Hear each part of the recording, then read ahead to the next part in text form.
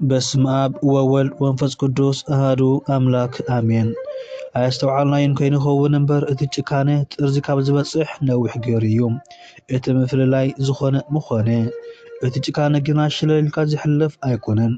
ብሃበ ተረኽበ ብዕምት ዝተወሰነ እውን ኣይኮነን። ብግቡእ ተሓሲቡሉ ተገምጊሙ ክስርሓሉ ዝተወሰነ ጥርዚ ጭካነ ምዃኑ ምግንዛብ ኣገዳሲ እዩ። ኣብ ዝሓለፉ ዓመታት ብዙሕ ዘይውርዙይ ኣካይዳን ደብዳቤታትን ምጉብባዕን ጸለመን ኣንጊድና ኢና። ንኹሉ ድማ ከከም ገጹ ንሓልፎ ጸኒሕና። ካብ ማእሰርትን ስቃይን ቅትለትን ቅዱስን ጥርን ጀሚርካ ክሳዕ ታራ ኣመንትን ጠራትን ዝወር ዘሎ ግፍዒ ቆፂርካ ዝውዳእ ኣይኮነን። ስቃይ ህዝቢ እስራኤልን ንበዓል ትራሄልን ኣብ ቅድሜና እንታይ ኣለዎ?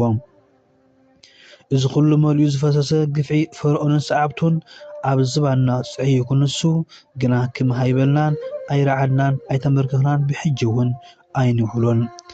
ነዚ ዘስተውዓሉ ይመስሉ ኣብዚ 20 ዓመት ዝተቐምሉ ሜላታት ረዓዲ ስለ ዘይዓገቦም ብግፍዒ ሓደ ደረጃ ብምድያብ ብሰብኣውነት ድማ ሓደ ደረጃ ክወርዱ ወሲኖም።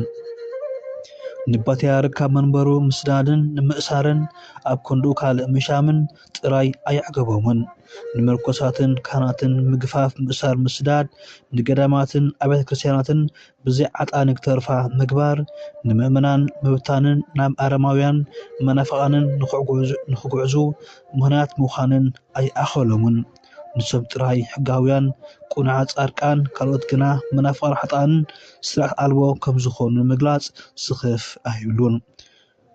ንህሉ እውን ንሬሳን ምሰነታ ወረቐት እናሓተቱ ብዓድን ብወፃእን ኣሳቂዮምና።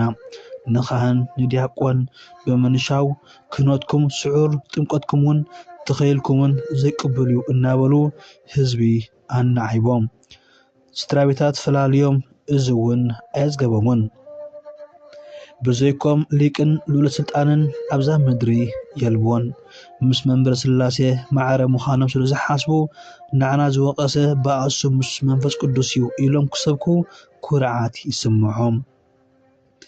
ነቲ ዝመደብዎ ግፍዒ ናብ ጥርዙ ዘብፅሕ ኩሉ ዓይነት ኣማራጺታት ንምፍታን ድሕር ኣይብሉን።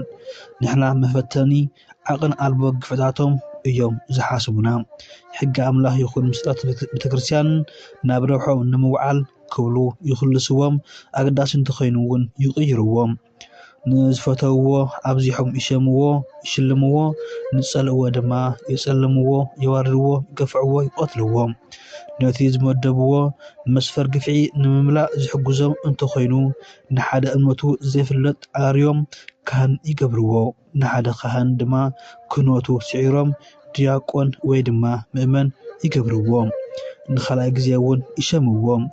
ነቶም ነዚ ዝርእዩን ዝሰምዑን ንምርዓድን ተኣዘዝቲ ንምግባርን ኩሉ ኣብ ኢዶም እዩ።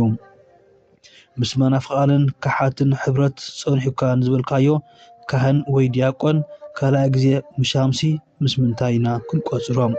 ሓደ ዝኣፉ ክህነት ኮነ ደይቁልና የብልካን ተነሲሕካ ምእመን ኩን እንተዝብልዎ እኳ መሓሸ።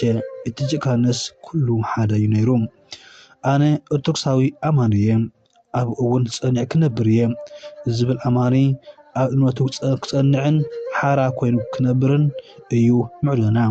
ብፍቓዶም ንባርነትን ተኣዛዝነትን ዝቕበሉ ስለ ዘይሰኣኑ ድማ ምልክት ክኾኖም እዝኖም ክስቆሩ ጥራይ ኢና እንመኽሮም።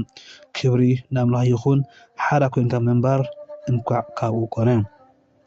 ወስብሐት ለእግዚአብሔር ወወላዲቱ ድንግል ወለመስቀሉ ክቡር አሜን።